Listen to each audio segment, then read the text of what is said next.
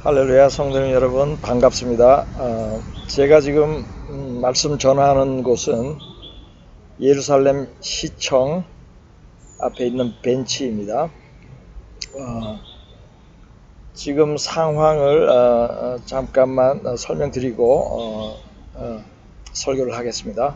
지금 전쟁 6일째입니다. 6일째인데 예루살렘, 제가 있는 예루살렘은 비교적 평온한 편이고 가게들은 문을 그래도 절반 정도는 열고 장사를 하고 있습니다. 그리고 전차나 전철들 다 정상적으로 운행하고 있습니다. 사이렌 소리나 미사일 날아가는 소리 처음에 좀 들렸었는데 이제 들리지 않고 비교적 평온한 상태입니다. 그리고 제가 여기 있는 동안 또 염려해 주시고 또 기도해 주시는 성도 여러분 감사합니다. 저는 정말로 평안하게 하나님의 은혜로 잘 있습니다. 그리고 지금 전쟁이 이제 그 팔레스타인, 가자 지구에 있는 팔레스타인과의 전쟁인데 이 팔레스타인은 성경에 나옵니다. 블레셋이 팔레스타인이에요. 영어로는 필리스틴 이라고 돼 있는데 지금은 조금 스펠을 바꿔서 팔레스틴 PAL 성경에는 PHI에 필리스틴이라고 돼 있고 지금은 팔레스틴이라고 돼 있는데 그 성경에 말하는 블레셋이 바로 팔레스타인입니다. 블레셋의 역사가 아주 길죠. 블레셋은 함의 증손입니다. 증손이고 아브라함 때부터 벌써 민족을 이루어서 가나안 땅에 거주하고 있었죠. 그리고 블레셋은 이스라엘을 가장 많이 괴롭힌 이방 나라 중에 하나입니다. 그래서 사실 지금 있는 그 팔레스타인들은 그 블레셋의 후손은 아니에요. 그건 상관이 없습니다. 그냥 아랍권에 살던 그 사람들이에요. 여러 민족이 섞여 살고 있던 사람들인데 이제 이스라엘이 나라가 생기면서 이제 서로 이렇게 반목하게 되면서 그 사람들을 그냥 팔레스틴, 블레셋이라고 부른 것이에요. 그 배경은 어떤 전문가의 얘기는 이스라엘을 괴롭히라고 이스라엘을 역사적으로 가장 괴롭혔던 그 민족의 이름을 따서 블레셋, 팔레스타인이라고 지었다고 하는데 그것은 이해가 되는 설명이기도 하고 또 한편으로는 그 블레셋이 지금 가자 지구 있는 그 지중해 그 옆에 또 민족을 이루었죠. 그래서 팔레스타인이라고 이름을 지은 것입니다. 근데 지금 팔레스타인 그 가자 지구를 이제 이스라엘에서 완전히 점령을 할 여러 계획을 세웠습니다. 사실은 진작에 이렇게 했어야 돼요. 왜냐하면 하나님께서 그 민족을 다 내쫓으라고 했는데 여호수아가 가나안 땅을 들어갈 때 그 명령을 안 따라서 그때도 많이 고생을 했죠. 가장 많이 침략을 받았습니다. 사사기 400여 년 동안 가장 이스라엘을 괴롭힌 민족이고 또 사울 왕과 그 아들들도 블레셋과의 전쟁에서 결국 죽게 되었죠. 그런데 사실은 이 가자지구 팔레스타인들이 로켓을 이렇게 많이 쏜 게 처음이 아니에요. 매년 수천 발씩 쐈어요. 매년. 근데 이번에는 이제 하루 이틀 만에 4,000발을 쏴서 집중적으로 쏜 것인데 어느 나라가 바로 옆에 적들이 1년에 로켓을 미사일을 수천 발씩을 쏘는데 그대로 버려두겠어요? 그런데 이스라엘은 버려두었어요. 왜냐하면 아랍 그 연합국들을 또 염려했고 그들과 전쟁하는 것이 그 다음 또 유엔이나 세계 여론이 좋지 않기 때문에 그렇게 공격을 받고도 지금까지 계속 참고 있었습니다. 그런데 이번에는 하나님께서 마지막 때 예언의 성취 차원에서 이제 그 가자지구 팔레스타인들이 모여있는 가자지구를 완전히 진멸시켜서 이스라엘의 영토로 완전히 합병을 하려고 하는 그런 그 예언이 이루어지는 것 같아요. 늦은 감이 있지만은 그렇게 되고 있습니다. 우리는 이 이스라엘과 관련된 일을 볼 땐 성경적으로 보아야지 그 정치적인 시각이나 어떤 인류애적인 시각으로 저희는 판단하면 안 됩니다. 그래서 하나님 예언이 성취되는 건 이스라엘 땅이에요. 그래서 이스라엘이 완전히 통치를 해야 됩니다. 근데 그 일이 마지막 때가 이제 가까워서 그 예언이 이루어지고 있는 것 같습니다. 그래서 그렇게 이해를 하시면 되겠고, 그 외에 또 팔레스타인들 사는 곳이 웨스트뱅크라고, 그것은 이제 유엔이 이스라엘에게 이 나라를 줄 때에, 이 영토를 줄 때에 어느 지역은 팔레스타인이 살게 하라고 한 그 영토예요. 그걸 웨스트뱅크라고 하는데, 그 웨스트뱅크가 지도로 보면 면적이 꽤 넓어요. 그 이스라엘 영토의 한 3분의 1이 되는데, 그 중에서도 일부만 팔레스타인들이 자치적으로 통치를 하고 군대도 갖고 있고 하고, 대부분은 이스라엘의 영향권 아래에 있습니다. 그래서 이번에 가자 지구가 먼저 이렇게 좀 이스라엘로 합병을 하고, 그 다음에 또 웨스트뱅크 쪽, 지금 유대와 사마리아 지역이요. 북이스라엘의 그 수도였던 그 사마리아 지역에, 거기에 집중적으로 이제 그 테러 단체들이 많이 있습니다. 그래서 그것을 그 테러 단체들을 이제 제거하는 그 작전을 이 전쟁이 일어나기 전에 꾸준히 하고 있었는데, 이제 또 이 큰 전쟁이 일어났습니다. 그래서 그 가자 지구 외에 그 사마리아 지역, 웨스트뱅크 지역도 곧 그렇게 이스라엘에서 통치하고 관할을 할 수 있게 돼서, 하나님 명령하신 그 이스라엘의 영토가 100% 회복되는 그러한 일이 곧 이루어지기를 함께 기도해 봅니다. 지금 전쟁에 대해서 좀 말씀을 드렸는데, 오늘 설교 말씀으로 들어가겠습니다.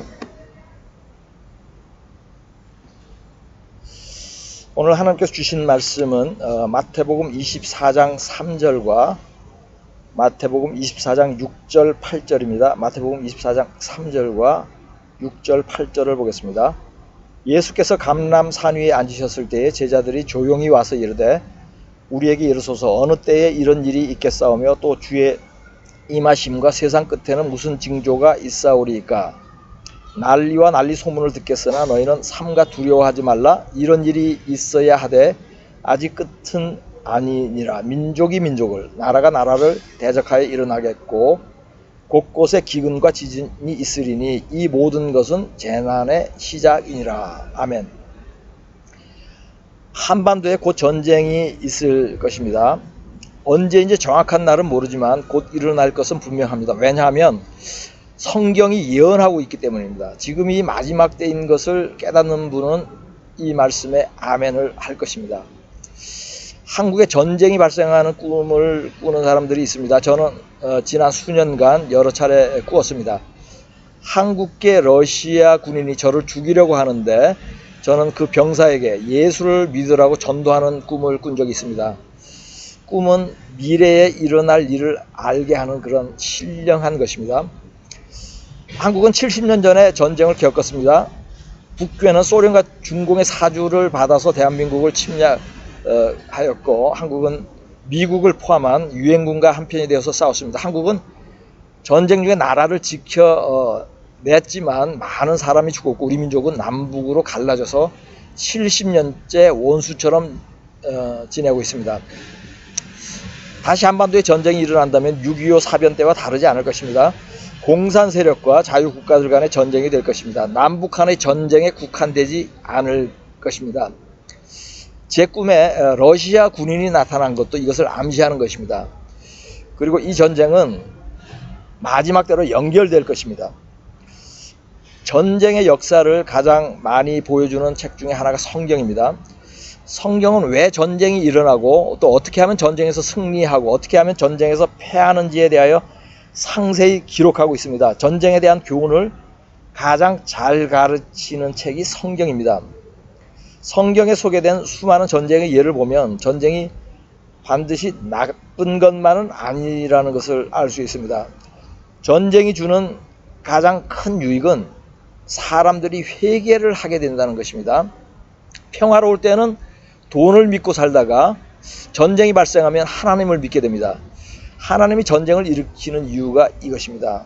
사람들이 죄에서 돌이켜 하나님만 의지하게 하려고 전쟁을 일으키는 것입니다. 좋게 말할 때 듣지 않음으로 채찍질을 하는 것입니다. 전쟁 중에 사람들이 죽고 재물을 잃습니다. 집이 불타고 파괴됩니다. 이러한 것을 겪는 사람들은 죄값을 보응받는 것입니다. 죄 중에 죽어서 지옥으로 가는 사람도 있고 죽기 전에 회개하여서 구원받는 사람도 있을 것입니다. 그러나 전쟁 중에 죽지 않고 피해를 당하지 않는 사람도 있습니다. 이들은 겉으로 보기에 선하든 악하든 하나님의 은혜를 입은 것입니다. 성경은 신실한 사람은 환난 중에 보호받는다고 말씀합니다. 하나님은 전쟁을 통하여 크게 세 가지 공의를 나타냅니다. 첫째, 심판하는 하나님임을 나타냅니다. 악인을 심판하는 것이 하나님의 공의입니다. 전쟁은 한 번에 많은 사람을 심판하기에 매우 좋은 수단인 것입니다. 둘째, 회개하게 하는 하나님임을 나타냅니다. 20년 전 미국의 가장 높은 건물이 테러를 당해 무너져서 3,000명이 죽었습니다. 이 사고를 계기로 미국인들 중에 교회로 돌아온 사람들이 많았다고 합니다. 건물 2개가 무너진 것을 보고도 사람들이 회개하였다면 전쟁을 직접 겪게 되면 더욱 많은 사람이 회개할 것이 분명합니다. 전쟁 앞에서 두렵지 않은 사람이 없을 것이며 이들은 회개하고 하나님께 돌아오게 됩니다. 셋째, 은혜를 베푸시는 하나님임을 나타냅니다. 전쟁 중에도 살상을 당하지 않고 재산에 피해가 없다면 그 사람은 하나님께 감사할 것입니다. 하나님의 은혜를 체험하는 것입니다. 이러한 하나님의 공의를 우리 민족이 곧 경험하게 될 것이라는 것입니다.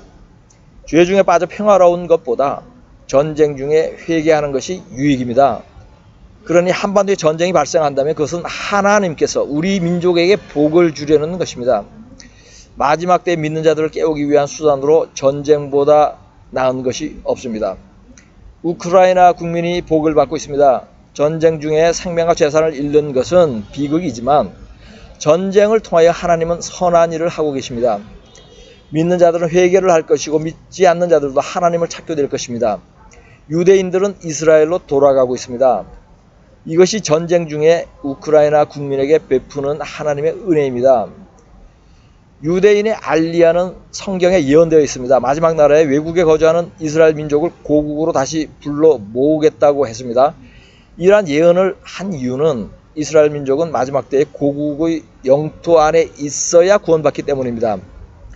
이들도 예수를 믿는다면 어디 살아도 구원받을 수 있습니다. 그러나 세상 끝날까지 이들은 예수를 거의 믿지 않을 것을 아는 하나님께서 이들을 고국으로 불러서 이스라엘을 구원하려는 것입니다. 로마서 11장 26절의 예언은 마지막 때에 오직 이스라엘 땅 안에 있는 유대인들에게 응하는 것입니다. 그리하여 온 이스라엘이 구원을 받으리라. 기록된 바 구원자가 시온에서 오사 야곱에게서 경건하지 않은 것을 돌이키시겠고. 아멘. 러시아가 우크라이나를 침공한 2022년도에 이 두 나라에서 알리야한 유대인이 거의 6만 명에 달합니다. 러시아에서 43,685명, 우크라이나에서 15,213명이 이스라엘로 돌아왔습니다. 전쟁이 없었다면 이들 중에 10분의 1도 알리야를 하지 않았을 것입니다.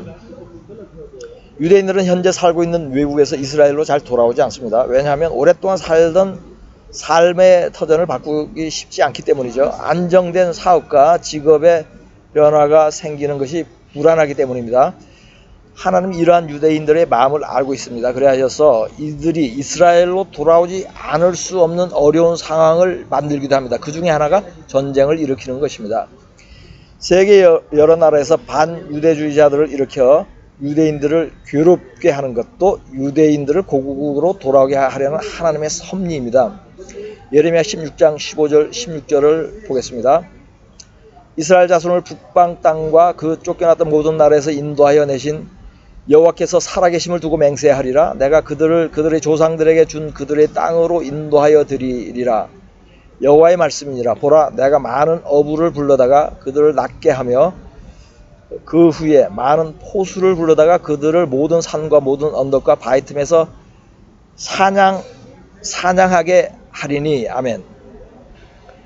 이 구절은 유대인들을 고국으로 인도할 때에 어부가 고기를 잡는 것과 포수가 사냥을 하는 것으로 비유를 합니다. 어부가 고기를 잡는 것은 크리스천들이 유대인들에게 알리야를 권하고 도와서 이스라엘로 돌아오게 한다는 비유입니다. 포수를 불러다가 그들을 사냥하는 것은 위험하거나 어려운 상황을 만들어 유대인들을 고국으로 돌아오게 한다는 비유입니다. 그것 중에 하나가 전쟁이고 또 반유대주의자들의 그 박해입니다. 이것이 이에 해당하는 것입니다. 하나님은 전쟁을 일으키기도 하고 그치게도 합니다. 러시아가 우크라이나를 침공하도록 버려둔 것은 하나님의 섭리입니다. 그 섭리의 가장 중요한 부분이 유대인의 알리야를 도운 것입니다.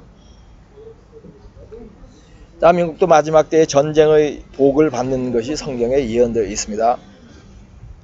전쟁을 복이라고 말하는 자체가 아이러니한 것이지만은 실제로 복이 된다는 것을 말씀드리지 않을 수 없습니다. 본문 말씀 중 마태복음 24장 7절을 보겠습니다. 민족이 민족을, 나라가 나라를 대적하여 일어나겠고 곳곳에 기근과 지진이 있으리니. 아멘. 이 예언은 모든 나라에 해당하는 말씀이지만 민족이 민족을 대적한다는 것은 특별히 한국에 해당하는 말씀입니다. 그 외에 여기에 해당하는 나라는 대만과 중공입니다. 이러한 민족 간의 전쟁이 휴거 전에 발생하는 것인지 휴거 후에 발생하는 것인지에 대하여 한번 살펴보도록 하겠습니다. 본문 말씀 중에 제자들이 예수님께 하는 질문을 다시 보겠습니다. 예수께서 감람산 위에 앉으셨을 때 제자들이 조용히 와서 이르되 우리에게 이르소서 어느 때에 이런 일이 있겠사오며 또 주의 임하심과 세상 끝에는 무슨 징조가 있사오리이까. 아멘. 제자들이 주님이 오시는 세상 끝의 징조에 대하여 묻고 있습니다. 징조는 어떤 일이 발생하기 전에 보이는 현상입니다. 그러므로 전쟁에 관한 말씀은 휴거와 대환란 전에 발생하는 것을 의미하는 것입니다. 휴거 후에는 어차피 온 세계가 전쟁을 하게 됩니다. 3차 대전이 발생합니다. 핵전쟁으로 순식간에 인류의 3분의 1이 죽는 큰 전쟁이 일어납니다. 이것은 마지막 때의 징조가 아니고 마지막 때의 현상입니다. 그러니 민족 간에 벌어지는 전쟁에 대한 예언은 휴거 전에 발생하는 것입니다. 그렇다면 휴거가 일어나기 전 얼마 전에 한국에 전쟁이 일어나겠습니까? 꿈에서 휴거와 동시에 미사일이 내려오는 것을 보았다고 간증하는 사람들이 상당히 많습니다. 어른도 있고 어린 아이도 있습니다. 이들이 꾼 꿈처럼 한국의 전쟁이 휴거와 거의 동시에 발생할 수도 있습니다. 가장 바람직한 것은 휴거 전에 회개할 시간은 충분하되 피해는 최소화되는 정도의 기간 동안 전쟁이 있는 것입니다. 선하신 하나님께서 전쟁 기간과 전쟁 중에 겪을 환란의 분량도 공의롭게 정하실 것입니다. 여기서 전쟁 기간에 대한 세 가지 시나리오를 나누어 보겠습니다. 첫째, 전쟁 시작과 거의 동시에 휴거가 일어나는 것입니다. 거의 동시라는 것은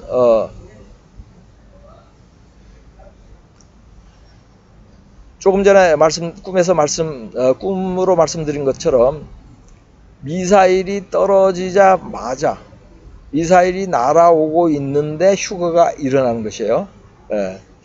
그런데 이것은 그렇게 좋은 것은 아니라고 여겨집니다. 왜냐하면 이때는 회개할 시간이 없기 때문입니다.